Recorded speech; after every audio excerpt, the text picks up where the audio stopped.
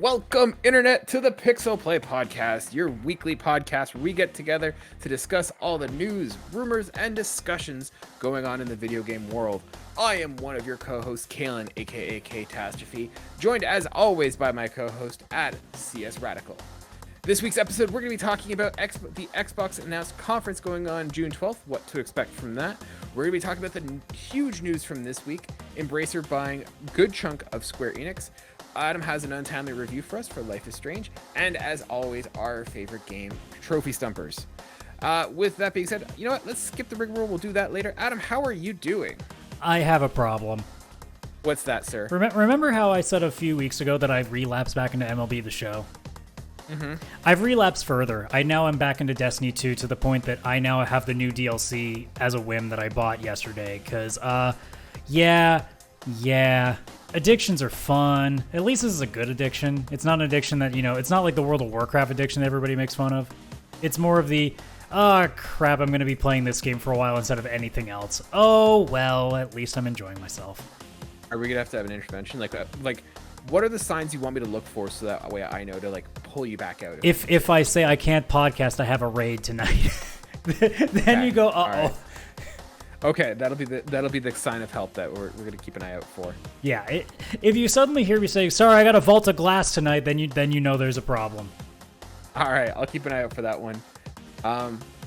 Cool. Otherwise, you're doing good, other than relapsing. Otherwise, I'm fat and happy right now. I mean, everything's working out. Like as anybody can see on the video version of the show, I've redone the bedroom. That's now the stream room. Apparently, my brain never thought until now to say, "Hey, let's take this L-shaped desk that I have and move it in the corner without, the desk facing out from the wall. It's now in the wall." Because I used to think, man, this room isn't as big as I'd need it to be. I really wish I could figure out a way to do it. And then I was like, you know what? I'll try this once. And I did it and looked around my room and went, there's space in here. Where did the space come from? I've been in this room for a year. Where's the space? Are you telling me that you had this desk, because you have an L-shaped desk, did you have it so one end was going around the wall and it made a little nook or a little... So every time that I've had this desk, it was sticking out into the floor space. This is the first time that I've had both ends of the desk against the wall. Why would you do it?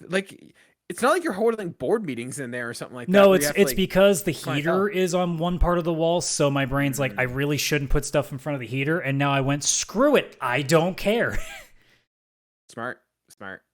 Efficiency is far more important than my warmth. But don't you have other corners you could put things? Actually, no, because where the bookshelf is, the bookshelf is actually covering a closet right now. Why don't you just use the closet? Well, the closet is just useless. There's literally nothing in there except storage. The only reason I'll ever have to open up that closet is if I need to throw something out that's in it, because it's literally just boxes and stuff that I don't use. Wait, you boarded up a closet and then put stuff... I'm starting to think that the fact that the game unpacking didn't let you do it free range was probably to your betterment. No, I can literally tell you what's in that closet right now. It's literally all empty boxes from a lot of the stuff that I own, so that way if I need to put them back in boxes, they're there. There's 2 extra chairs in there that I never use because I never have more than 4 people in this entire house at one time. And then after that, the only other thing that's in there is a Tupperware full of random electronic stuff that I do not need to use anytime soon. So that closet is useless. I have another bedroom if I need a closet. And even that closet is 20% full because I am a guy and I don't have 10 different, dresses for every season. I'm going to make an argument that I don't think you need anything in that drawer, in that closet. And you could probably just all throw it out. No, maybe. I mean, really, if you need 2 chairs, are you going to take down your entire shelf just to get the 2 chairs? Well, there are more personal reasons why I'm keeping some of these things. So there's that addition to it. There's if somebody found out I threw this out, they would whip my ass kind of reasons behind it. Fair enough. We'll leave it at that. Also, it's for the same reason that there is stuff on this bookshelf that I will never throw out, because why would I throw out a PlayStation 2 library of stuff? I wish my parents had thought of that when they threw out all the other old games that we used to have. That would have been really cool, having a Super Nintendo and a Sega Genesis and an N64 in my possession still. Yeah, I still have all of my stuff. Like my parents never threw out any of my gaming stuff, which I'm so thankful for. The only stuff I lost is the stuff that I like lent to friends and never get back. Billy, I know you still have my game. Um, so it's nice. Like I have a good amount of like the stuff here, but I can't wait till the problem is my sister still thinks that she has claim on some of it and she doesn't, but I have to deal with that. Well, you're just like, Problem with come and having get it siblings. as you sit there like with your like power glove ready to punch. Oh yeah, exactly. So, yeah, well, I'm glad to hear that things are going well here. I finally beat Horizon. It took only what 2 months to do, two and a half I was gonna say months. we did a whole show about it, and it was still like 2 or 3 weeks after that. Yep.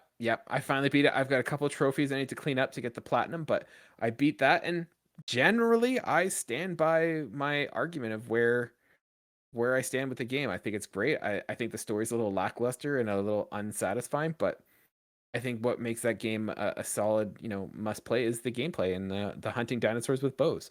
I do agree. I was listening to the spoiler cast after I left, and I do agree with you that I felt like and we're not going to get into spoilers for Horizon, don't worry, ladies and gentlemen, but I did feel like the ending was kind of hollow and not enough closure or I was satisfying in just the gonna sense. ask the question that to you that I asked to the other two on that show is what the heck are they gonna do with a third game? That was kind of like the stance that I took when that game ended. Mhm. I went, what are you supposed to do with what you just wrote yourself into?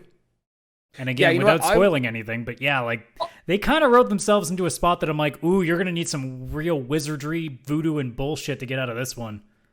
You see, I'm gonna hold off, and we could talk about this at the end of the show, just because like if someone's listening and they haven't finished yet, they don't have to worry.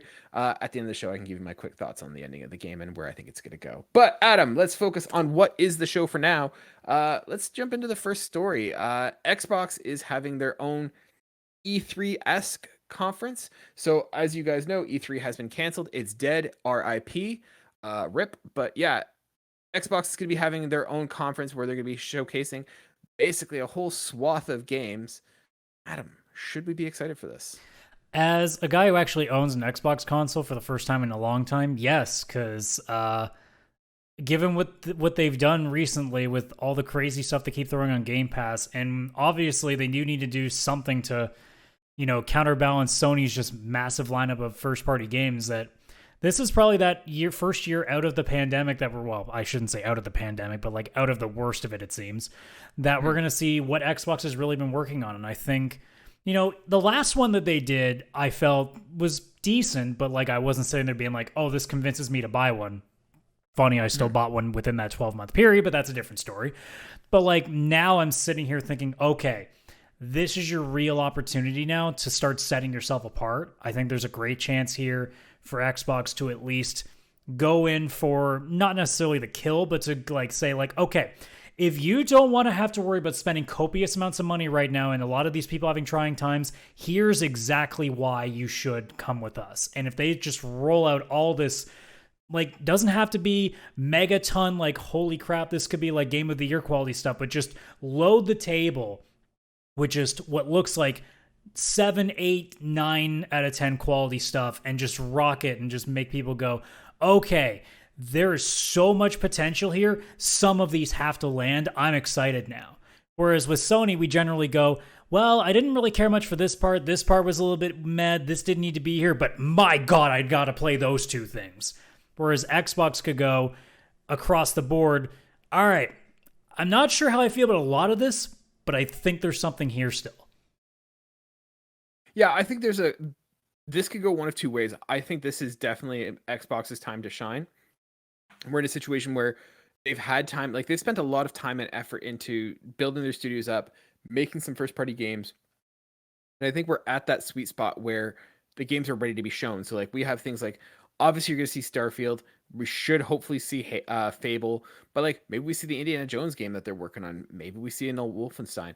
We're going to see Call of Duty. Like the amount of acquisitions and the amount of studios they have working under them, this should be a situation where it's a banger after banger after banger. They have a lot of huge studios making huge games, and I think that's an opportunity for them to kind of come out and come swinging. I disagree with you. I don't think it's enough for them to come out and be like, "Hey guys, here's 8 to 12 games and they all kind of look, decent 7 or 8s." I think Microsoft needs to sort of step up its game. I don't think for Xbox, it's a situation of quantity. I think it's a situation of quality, right? We don't get a lot of PlayStation games. We get a lot of PlayStation games, but like we don't get a lot of those big first party games. We get one, maybe two a year, but they're huge tentpole games. And I feel like that's what Microsoft is missing. I feel like Microsoft needs to come out and be like, hey guys, here are some massive games. And we have that with Starfield. Hopefully, we'll see what that looks like.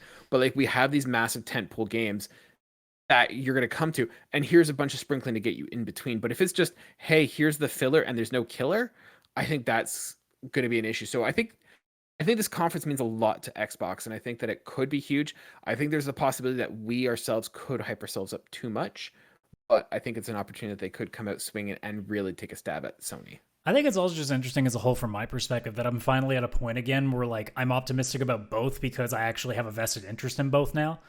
Whereas it used to just be like, I'm sure Xbox will have some cool stuff, but I'm not going to play it, so I don't really care that much. Like, unless you're just hoping, like, as if beforehand when I just owned PlayStation, I was just like, okay, I hope Xbox and, like, during that conference, some third-party company comes out there and announces something that's going to be for everything that's going to make me go, yes!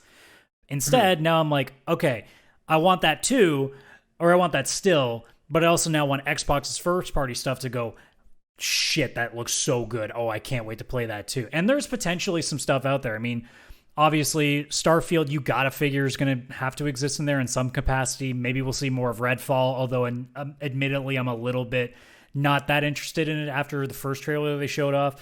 You might see Forza starting to come back up with this new motorsport because now that Horizon's been out, maybe they can focus on the more track-based one. And then there's all the maybes, like Fable's been in the dark for such a long time. Perfect Dark might be there, although with the I think that's too new. I think that's probably not going to be a thing now.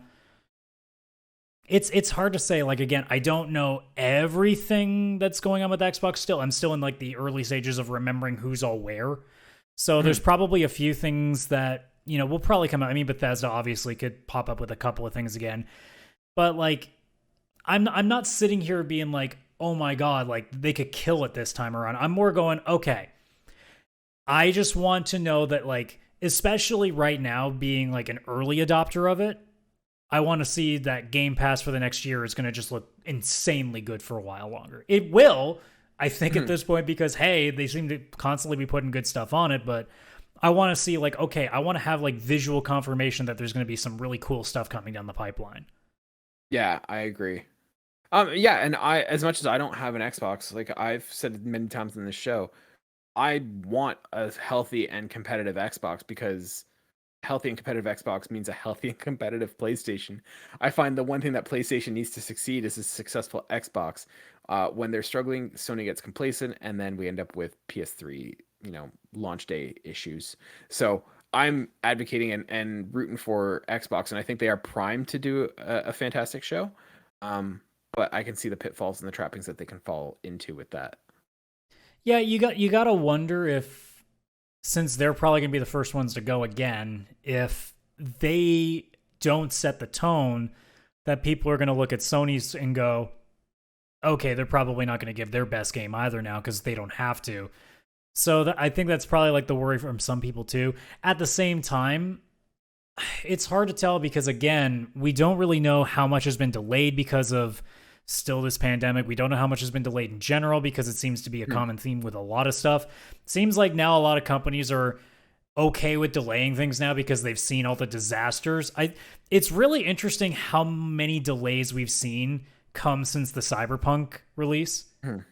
It really seems interesting, like how much stuff seems, even if it's just a month, but to announce that, yeah, we're pushing this back just to finish it up. I think a lot of companies now are starting to smarten up to the idea of, hey, it doesn't have to be perfect day one, but it has to be friggin' functional. I think one thing that you mentioned that I disagree with is that, like, if Xbox doesn't come out and blow it out of the water, that Sony's going to kind of half-ass it in front of, I think Sony will dunk on Xbox if they can, and I think that's what they did last year. Well, I think the argument you could make now is that Sony was trying to compete with Game Pass and hasn't looked like they've really tried at this point, unless that list that they're showing up with is going to blow our minds in surprise. I don't think even that it's possible to do so.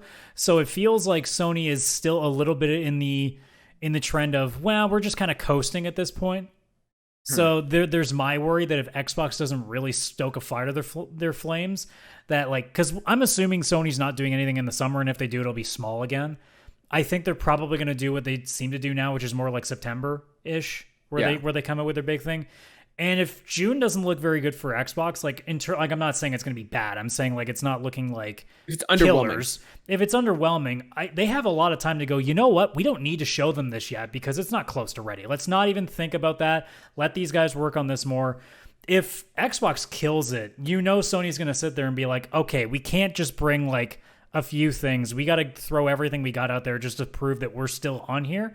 So honestly, if Xbox kills it, that's a good thing because now we know Sony's not going to hide anything and they're going to try to pull all the stops to counter that. So that's in the same way that you were like a healthy Xbox means a healthy PlayStation. That's why I want Xbox to have the best press conference it possibly can, because it's going to make Sony have to sit there and be like, shit, okay, what can we throw out there right now? What are we working on currently that we can wow with? And if we don't, is there anything we can cook up in the next 3 months that can? Yeah, get a scissor reel for like God of War going. Like, you know, a certain acquisition, potentially. Yeah. I think it'll be interesting because I think about it now and, like, it makes sense why E3 is probably dead. Like, if you think about the studios that are there, like, Activision, Bethesda, and Xbox are now under one umbrella. Like, Xbox's event is pretty much a truncated version of what an E3 would be without having to everyone fill an hour or two. So like there's a lot of meat on the bone there to chew.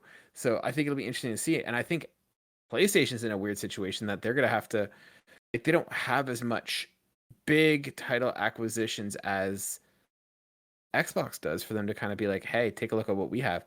So I mean they've got studios already and like we have to see some of the stuff, but I think there's a lot of potential for what Xbox's conference could be in June. Yeah, it just seems like that perfect time where, you know, this could really come out and set the tone for the rest of the year and for next year. And again, as a guy who just recently got an Xbox, like I want to know that this purchase that I made is going to be useful. Now, I already am pretty happy with it as it stands, but you know, if I can find out in a month or so's time that the next 12 months are going to be fantastic and I'm not going to feel any ounce of regret for now having two consoles in this room, I have no complaints. No complaints. So I'm excited. Yeah. I'm excited to see what happens too. Like, you know, conferences are always fun no matter, you know, whether or not you're on that team. I mean, at this point too, like it's a matter of what could be surprising. You know, I'm not really sure what's out there from third parties, but like in terms of their stuff, I want to know that there's actually a game being made with Contraband, because I still remember that trailer and going, okay, but I like the idea, but tell me what show me. I want to know. Oh yeah, and that's like the Avalanche game, right? That better be in this conference, because I want to see something of this, because I'm very curious on what they do with that. Who was making Contraband? Was that Avalanche? No, it wasn't Avalanche. Good question. Let's quickly Google that up while I'm sure you think of segues to our next topic down the line. But segues are hard. I don't think too much of this because I'm not. Was it? I thought, or maybe I was just thinking it was going to be. I think it is Avalanche. Yeah, it is Avalanche. Right, pro podcaster right here. Remember those kind of details. Well, hey, you got to remember one thing here and there to make it sound like you're smart, and then for the next like how many ever episodes, you just can't think of anything. You just have no memory, like Mass Effect 2 trophies. You know, you just got to embrace the failure sometimes. Speaking of embrace, let's talk about Square Enix selling some of their titles to Embracer Studio. Embracer, I think it's investment group. Embracer, we're gonna call it for short. So Square Enix, you know, Adam. They're hard, you know. No. That was an actual clap for those listening to the audio. I gave Kaylan like a quiet clap for that really excellent segue. You know, no, I'll agree. But sometimes you got to have a good game to recognize good game. Okay. So, Embracer Group is buying some of Square Enix, sort of. So what's happening is Square Enix is getting rid of some of their more Western studios, including Eidos, Crystal Dynamics, Square Enix Montreal, for a total of $300 million. This includes over 50 backlog catalog games and IPs, and includes IPs such as Thief, Tomb Raider, Deus Ex, and Legacy of Kain. so this is coming from Phil Roger, Square Enix. When this deal went through, he is the CEO of Square Enix America and Europe. He wrote, Embracer is the best kept secret in gaming, a massive and decentralized collection of entrepreneurs whom we are thrilled to become part of today.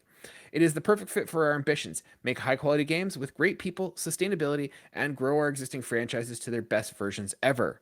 Embracer allows us to forge new partnerships across all media to maximize our franchise's potential and live our dreams making extraordinary entertainment. So the thing that we're not sure of, there's some IP that Square is keeping for now, and that includes games like Just Cause, Life is Strange, and Outriders, which are not published by or not developed by Square Studios, but just published by them with different companies. As to why Square Enix are yeah, let's talk about this. So what can we expect from Embracer? So Embracer is promising more titles from beloved franchises. Crystal Dynamics and Eidos Studios are working on several AAA projects, and Crystal Dynamics will continue to help the initiative Perfect Dark. So Adam, first off, we're gonna get into the reasons. You know what? We'll get into it right now. So why is Square Enix selling these studios? So what's being told is that they're using this, and this is coming straight for them. Square Enix is selling it in order to adapt to the changes underway in the global business environment by establishing a more efficient allocation of resources, which will enhance corporate value by accelerating growth in the company's core business in the digital entertainment domain. They also add that the transaction enables the launch of new businesses by moving forward with investments in fields including blockchain, AI, and cloud. This lines up with what Yosuke Matsuda's New Year's Day 2022 letter said, where they're sending to grow, focusing the company's growth on NFTs, blockchain games, and the metaverse. And then Matsuda also reiterated his interest in blockchain games in April of 2022. Yeah, we're going to kind of put a pin in that. We'll come back to this in a second.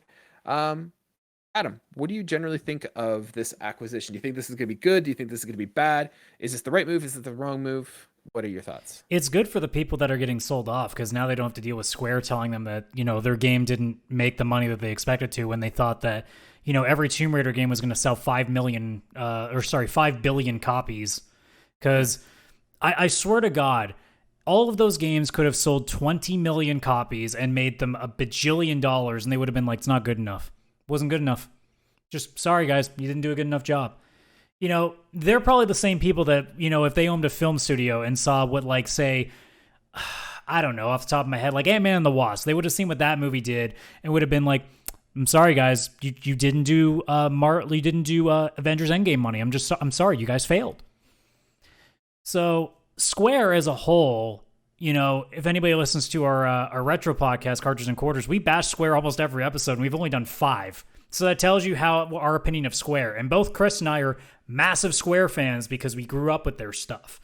But Square is a company that we legitimately, especially here in the West, we legitimately have no understanding what's going on through this company.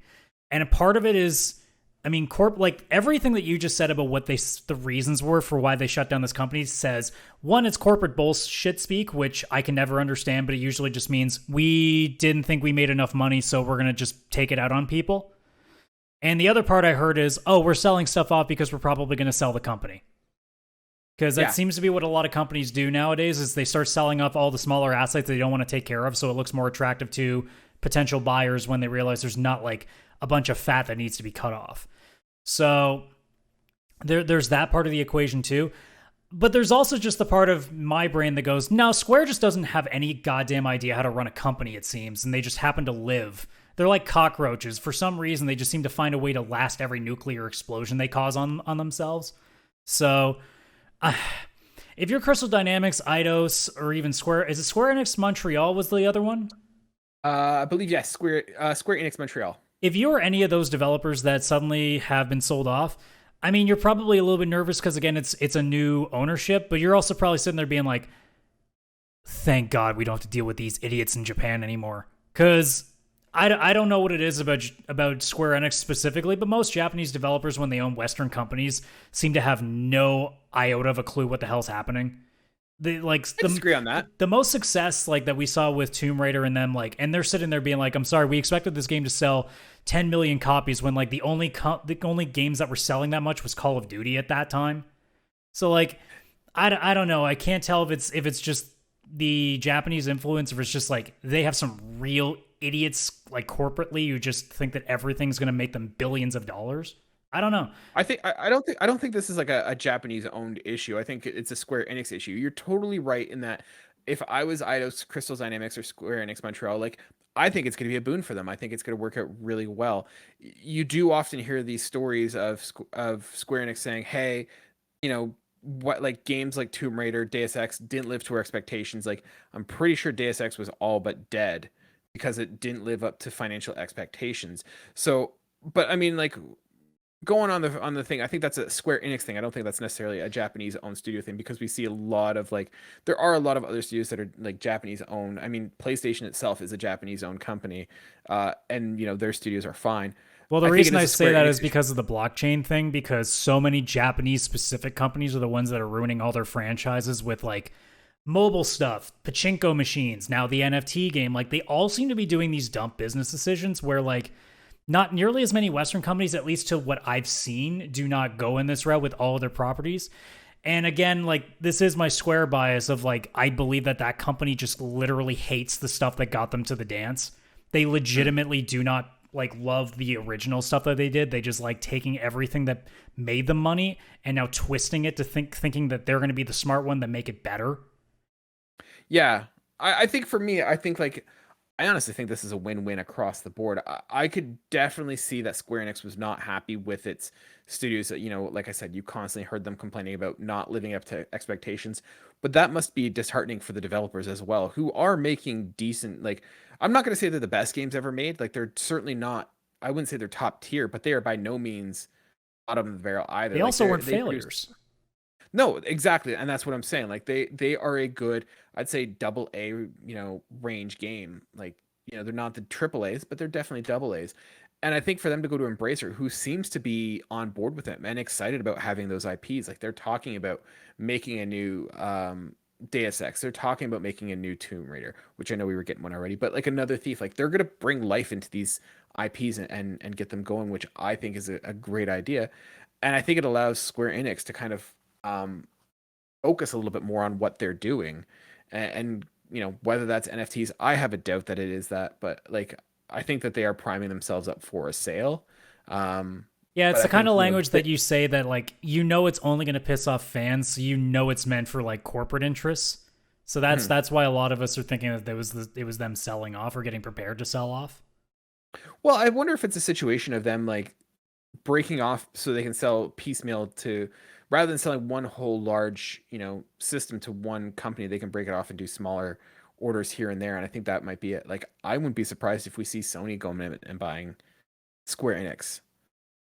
I think it being a Japanese company, it makes sense that Sony would come in because I've read that there is some difficulty or at least some scrutiny that occurs if um, non-Japanese companies try and purchase other Japanese companies, and so I could see them getting rid of like their Western divisions that they could easily kind of offload to almost anybody, and then keeping their Japanese side of the business and kind of skirting that around with those kind of interests, whether it's Sony, whether it's Sega, whoever. But I think Sony would be the one primed for an acquisition of Square Enix. Well, it certainly is the rumor that's been going around. So, and Yeah, we've discussed it before when we were talking about what Sony might want to buy, and Square Enix does seem like that property that would make sense.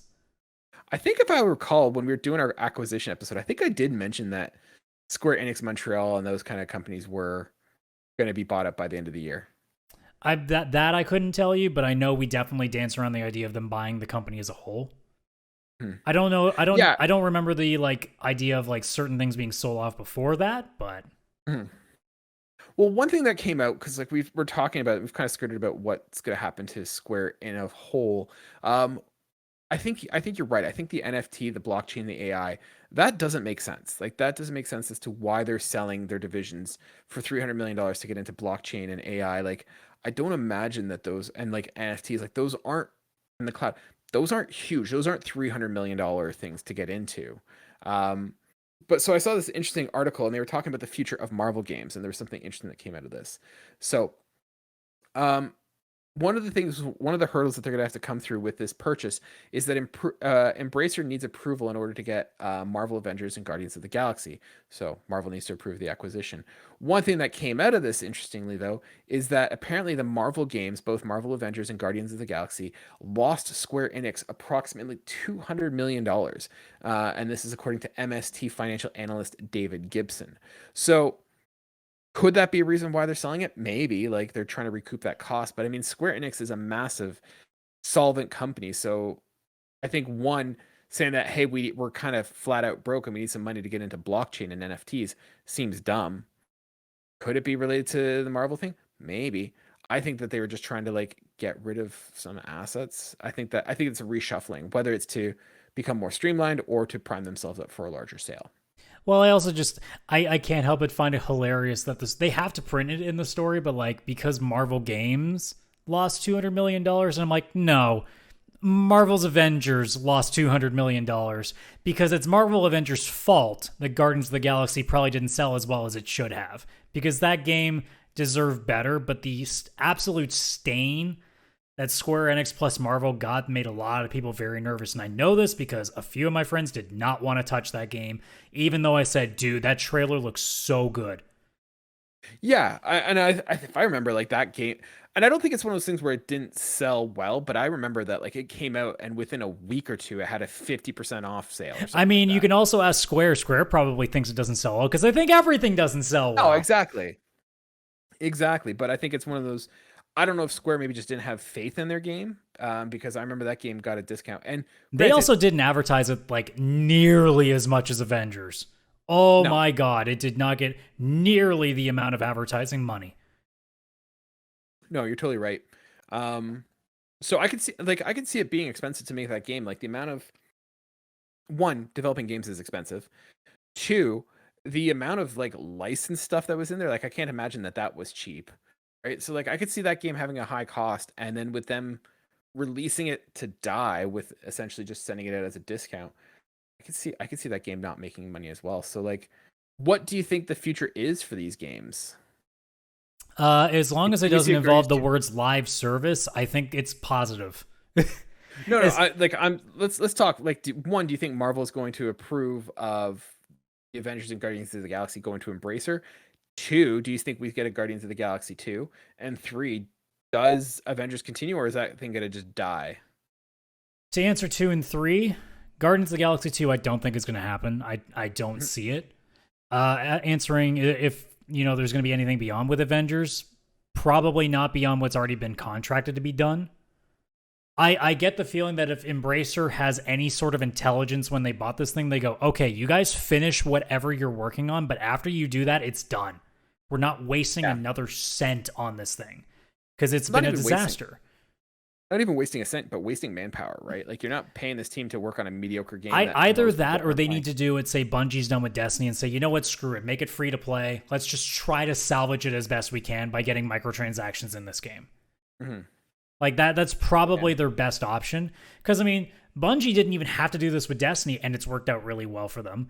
And now, if Avengers does, it might give them a second life. So I figure if the answer to question 1 is yes, Marvel will greenlight it, that should be Embracer's immediate response to go make that fucking game free to play, or at the very least put it free on either Game Pass or permanently or on PlayStation Plus. Like for an extended period of time to make sure people can play that. But really, just make it free to play. It's going to be their best chance of salvaging anything because no one wants to buy that thing. And if they do, it's going to be for $20 or less. It's not going to be for much. So you might as well make it free. Take the odds that somebody's going to like it, and then they'll spend $50, if not more, dollars on all these random skins that they honestly don't need. But they're going to do it anyway and try to make something back. Mm-hmm. But otherwise, I honestly don't know if Marvel would say yes, but that's just because I don't know specifically what the kind of relationship they even have with Square was like. So it'd be more just speculation. If I was Marvel, I'd say, honestly, we want to try with somebody else. Like, not because it's not just Square, it's also Crystal Dynamics made the decisions they made with that game. So I would almost hazard a guess that they might go to somebody else. They might, hell, just go to Sony and be like, hey, you guys are killing it with Spider-Man. Wolverine's, they probably have a look at what Wolverine's looking like right now. They're like, man, this looks pretty good too. And they could go up to any of the developers they have right now and be like, hey, you guys want to work on just a random like offshoot, I don't know, like Thor game for fun? I don't know. Like just do something silly on the side. I wonder if it's like a situation like with EA and Battlefront where they're like, nope, this isn't working out well. Like, you've had 2 games. One is genuinely not received super well, and the other one is, like, how do I want to say it? I'd say mediocre in the sense of like it didn't light the world on fire. Everyone was kind of like, all right, it came and went. It had its moment, and it was. So I know one of them is Battlefront. What's the other? Are you talking Fallen Order? No. Sorry, I'm talking like they're doing what EA did with Battlefront 2, where like there was such a calamity. I thought you were talking like, Star Wars as a whole. My bad. That Marvel's that they're gonna look at Guardians of the Galaxy and Avengers and be like, look, you have one of our largest properties, or you have our largest property, which is Avengers, and you have Guardians of the Galaxy, which is also like not insignificant. Like it is one of the more popular like Marvel movies, and it's like, hey, you guys have done not much with it. Like not like the one is genuinely not liked, and the other one is had its moment and was quickly forgotten. Like that's not what they want their IPs to do. Yeah, and I mean even with Square alone, like the only way I want Marvel to even remotely come back to Square Enix is if they have like some interesting like idea that they throw to Don't Nod, the guys who do Life is Strange, to do like some really cool like visual novel sort of thing with like a much lesser character. Like I think there could be something neat there, but like I don't want to see them go near Square anymore with this stuff. Even if it's a JRPG strict, like legitimately made from the Japanese development team, I don't want it because I just don't trust them with it anymore. And in all honesty, I don't even know if I want to let Crystal Dynamics or Eidos even continue that either. I think I'd rather, if Marvel wants to continue doing games, which I'm sure they do because it's not like this industry is profitable or anything, to go to somebody else and say, hey, we've gave these guys a shot. What do you like, just going off to say any other developer, like even if it's like Micro's like going to Bethesda, be like, hey, what do you guys think you could do with one of our licenses? Like just fish around for ideas and see what happens. I don't know if what contracts are tied into anything, but like at this point, I want to know what else there is, because as much as I do like Spider-Man, and I'm sure Wolverine might be pretty cool too, apart from the XCOM developers making one, I think it's Midnight Suns, but I might be mixing up the names because it's been a while. Game's been dark for a while. Is it Eternal Suns? I'm not sure, but like Suns, that's gone dark for a little while too, which is interesting. But like I want to see what somebody else does with it, because we really just have one formula that we know that works, and then one that failed horribly, and then one that honestly was decent, but I think a lot of people could do better. Midnight Suns was the game. Like you throw Naughty Dog something. Ooh. You could have some fun with that. Yeah. Overall, I'd say this Embracer deal, like it hasn't been getting like the amount of like hate as others, because one, it's not as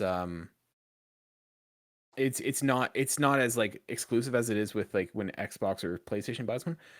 I generally am gonna say that this acquisition is probably for the betterment of most, if not everyone involved here. I think we're going to breathe some new life into some old IPs. I think Square Enix is going to be able to kind of focus in and narrow down what exactly it is they're doing. I think across the board, this is going to be a good thing for everybody. Yeah, and I mean, at this point, we don't really know about any baggage with Embracer, so like, there's not that attachment of going, oh my god, these guys, like, why did it have to be these guys? Like, most people are going, I don't know what this means, because they don't really know what Embracer is. They just know that Embracer's been buying a bunch of stuff. So it's really hard to make a call otherwise. It's more that you almost have to be optimistic, because there's really no reason to be pessimistic unless your thought is, well, I don't know what these guys do. To which it's not really pessimism so much as it's just I don't know-ism. Like I don't know what else you call it. Yeah. All right. Speaking of games that aren't getting bought by Embracer, one of them being Life is Strange. Adam, you have an Untimely review for us for Life is Strange. So, ladies and gentlemen, let me do the intro, sir. I apologize, okay? Sorry. I know it's been a while since we've done this. Yeah, it has been a while, because it takes you apparently 5 months to play anything. 2.5, thank you. And then I play a game. Like, let's be honest, did we need a review of MLB The Show? No, I don't think we did. So it's kind of my fault. Ladies and gentlemen, as you know, we are not influential enough or rich enough to get games ahead of time, so we review them on our own time and on our own dime, bringing you guys untimely reviews. This week, Adam has for us the untimely review of Life is Strange. Adam, please take it away. So, I love Life is Strange. The first game was really, really good. It was back at a time where I was really sick of Telltale games, like legitimately sick of Telltale games. And I really didn't like the second game, and I also didn't like their prequel to the original, Before the Storm. So I've been on a very weird, like, not happy relationship with Donut for a little while. But obviously when Game Pass throws a game on and I don't have to ever pay money for, I'm willing to try. I also heard a lot of good things about True Colors, especially in the fact that the Game Awards was throwing a lot of nominations their way. I don't think they won any, and if they did, it was maybe like things for like social change and stuff. I don't think they actually won like any real awards in terms of like gameplay or like music or anything like that. But they definitely turned some eyeballs, and that already got my attention because I still remember the first game and how much I love that. So I went in to True Colors thinking, okay, if you can even be like 75% of the original, I'm already happy. I'm good. And then after about 2 or 3 chapters, I went, okay, never mind. This game is like not just as good. It's already passing it. And I haven't even hit the end yet. And, you know, as we continue to get further in the game, and this is also like a fun experience for me because it's one of the first times I've actually played a game in full around my girlfriend because it's short and it also didn't demand a bunch of attention. So like you could just sit back and watch cutscenes, didn't have to worry about, you know, because she's not much of a gamer. So if she was watching me playing like Destiny, she would get bored easily because it's just me running around like shooting things constantly. Everything really here is a lot more story-based, so it was really easy for her to not get lost into anything. So I think that was greatly appreciated. And also because it's a game that's very realistic, it's very bound in reality and in present-day stuff, and because it takes a lot of social things, like that's something that she can relate to easily without having to feel like, you know, she has to catch up on like 10 hours of lore that, you know, she needs to read up on. So I appreciated that part of it. And then, you know, as the game as a whole, like if you're looking for anything crazy in terms of gameplay, like it doesn't do that. It's Life is Strange. It's a visual novel. It's not going to do anything like crazy out of the blue. Like it has a tiny foosball minigame that it throws at you randomly, but it's not great. It has like in one chapter, it turns. Actually, you know what? I won't spoil that part. But there's a part in chapter 3 specifically that completely changes the gameplay for like a brief moment, and it's silly, and I loved it. Become but like, a vampire? What's that? Become a vampire? No. That would be strange though, but no. Life is strange sometimes. Yeah. So it's you walk around, you talk to people, you use her power, which is to feel what somebody else is feeling. So you'll see like an aura sometimes around people. If it's blue, it means they're really sad about something. If it's purple, it means they're really nervous or scared about something. If they're red, it means they're really pissed off about something. And it's your way of like getting a little bit more depth into like the people that you're doing. You'll discover your secrets that you wouldn't have known otherwise. And that's really how most of the storytelling is done. It's just you going around the town, talking to people, and the odd time you find like something, you know, extra that you weren't supposed to know.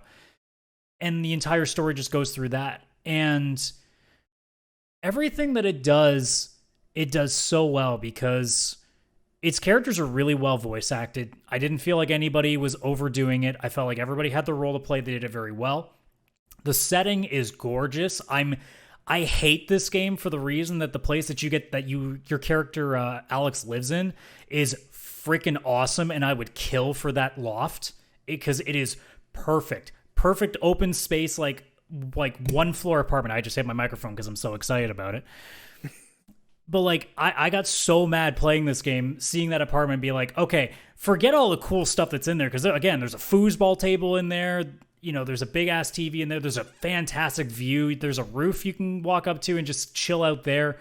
And I'm sitting there being like, I would kill for this. And yeah, it's in a small ass town in Colorado. But let's be honest, there are days where we all wish we could just sit in like some small ass town where you can't hear anything and just be away from everybody for a while. So that part was great. And then the story itself as a whole, which is the big selling point, does pretty much everything I could ask it to. It had emotions. It had some real funny stuff in there that was low-key not expecting. There's some pretty good mystery to it, but it's not nearly as crazy as sometimes Life is Strange is known for. The first one kind of overdoes it a little bit, which is the only complaint that I had about the original, is that I thought its story got a little too wacky at the end. Whereas True Colors, at no point did I ever feel went way over the top. Like, I felt like anything that they did made sense. I felt like anything they did wasn't like them pulling something out of their bag of tricks or going deep into the well to find, a solution out of the problem. I felt like everything was well grounded. So the story was selling it based on its emotional value rather than, its shock value, which it did extremely well. There wasn't really a chapter where I felt, that I wasn't enjoying it. I wasn't sucked in. Every time it ended, I was like, ooh, I wonder where it's going to go from here. So, and even the ending itself, while not the greatest ending to a video game I've ever had, it did feel like a fair bit of closure that you could go on.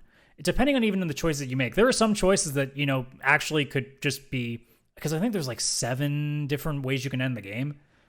So there's definitely a lot you can do that can make either the game feel like you accomplished nothing or that you feel like you did pretty much the best you could. And I got apparently what's the best ending, which is, I always wear the badge of honor because it means I actually treated people good.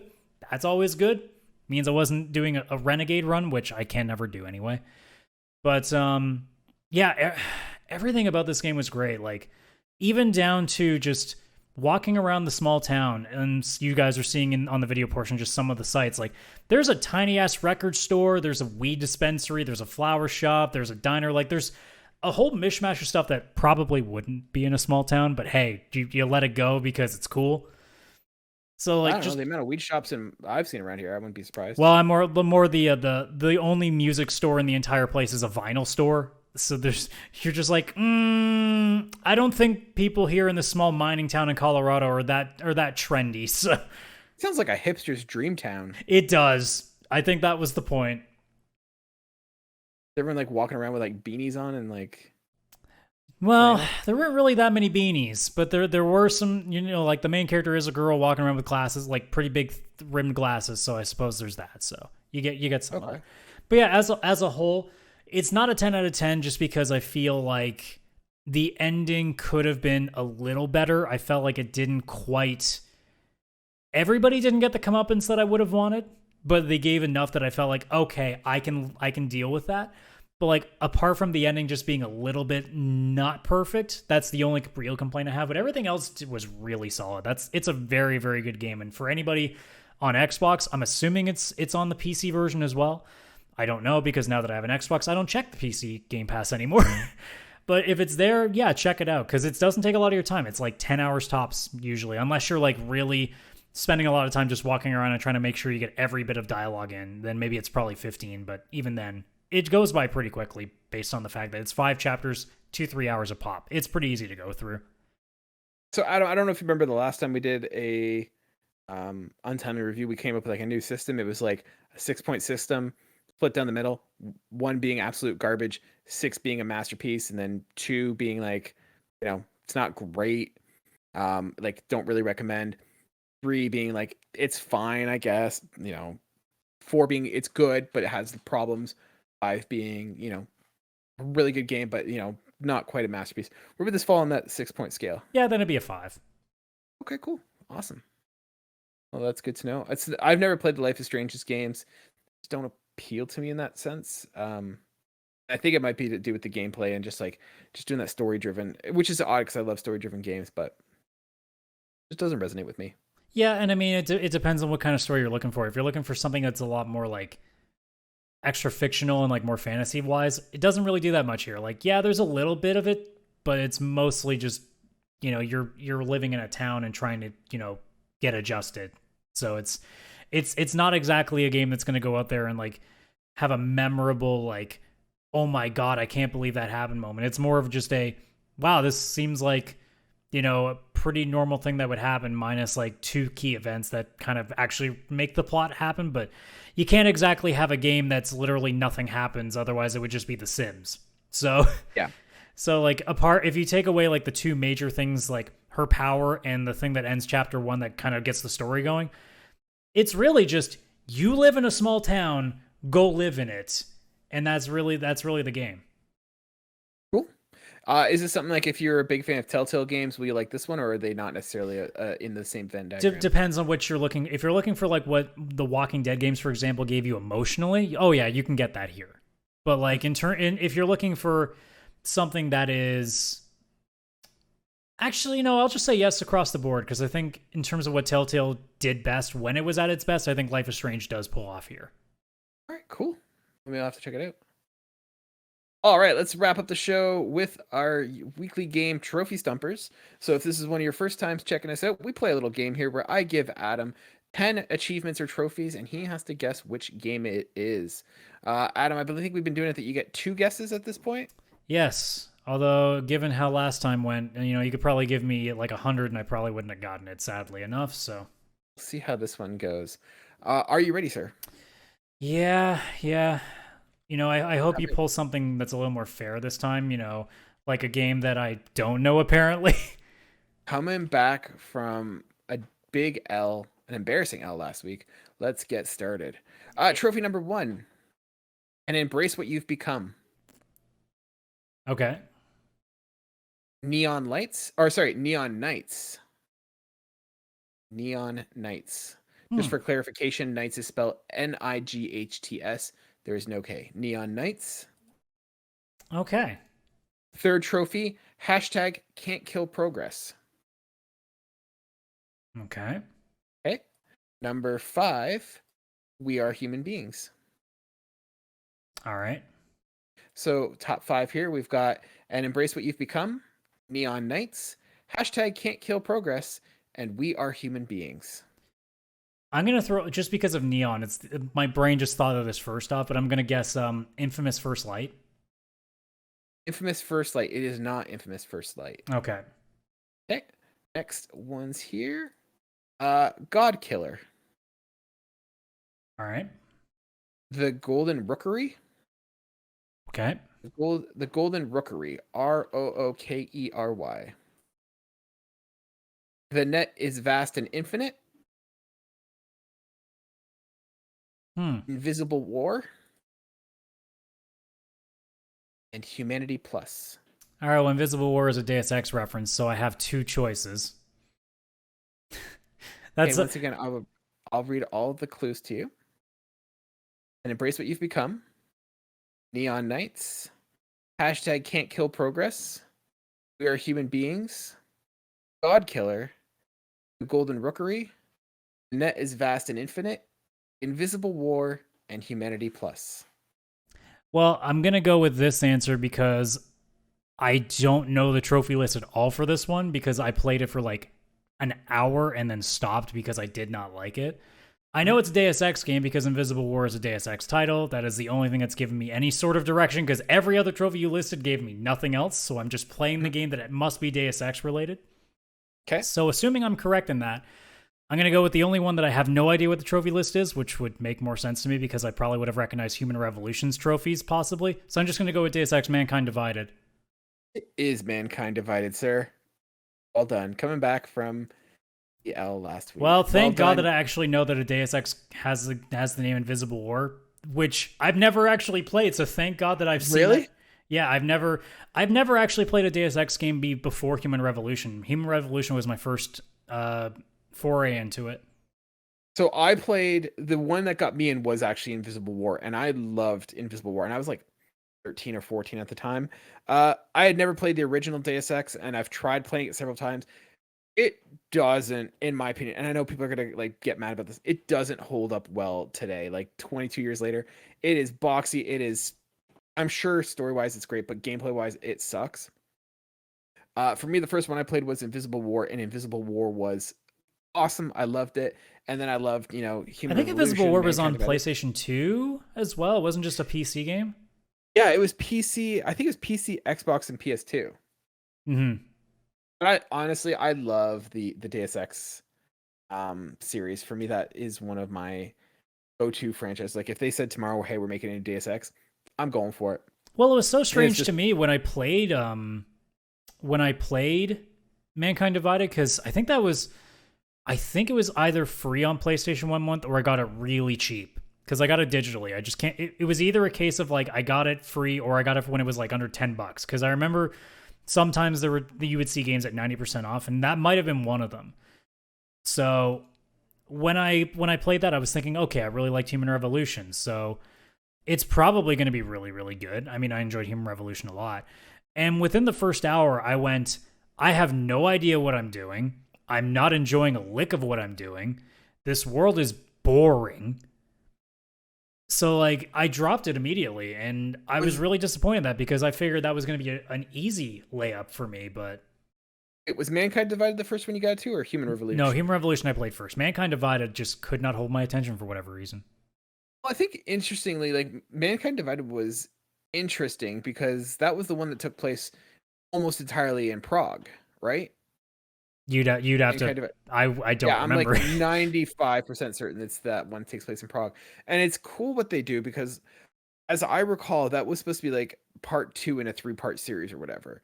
And I think it benefits and suffers from the fact that it takes place all in Prague. Because the first one, Human Revolution, that one you're spanning the globe. You're going to like Hong Kong, you're in the US. And I think you go to Europe at some point, or I don't know where you end up going, but like you're globetrotting on that one, and that one feels like you're an actual detective. But in Mankind Divided, that takes place almost exclusively just in Prague, and it gets to the point that like they built that map out so well. Like you got to figure out where everything was. There was multiple levels. Like there was a lot to explore there, and I thought that was. I think the map, it suffered from the fact that it was so narrow in scope, but the fact that you got so familiar with like all the different locations, like, you got familiar with all of the stores, and like you could remember where that map is, and I think that was one of the benefits of it. Yeah, it's just a shame that it never held my attention. I do like the idea now, going back to the Embracer conversation, that with potentially them caring about the licenses again, I think there's an open chance that you could see maybe somewhere down the road that they maybe give a second life to the original Deus Ex, because a lot of people have never played it before. That is a game that I think definitely needs to have a remake, not even a remaster, like just needs a full ground up remake. Yeah, I think it could benefit them to give that one a shot, because if it's as legendary as people claim it to be, because again, I've never played it, so I wouldn't know. If it was able to get a much more updated look, I think it'd be very interesting to see how it translates. Yeah. Well, ladies and gentlemen, if you have a friend or family member who works at Embracer, send them over to this podcast so they could get this idea and start working on a remake of the original Deus Ex. We get royalties for that, right?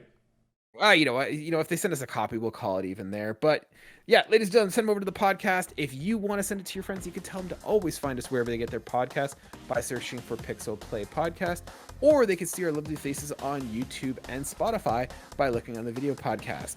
If they have questions about our suggestion, they can always email us at pixelplaypodcast or reach out to us on our socials at pixelplaycast.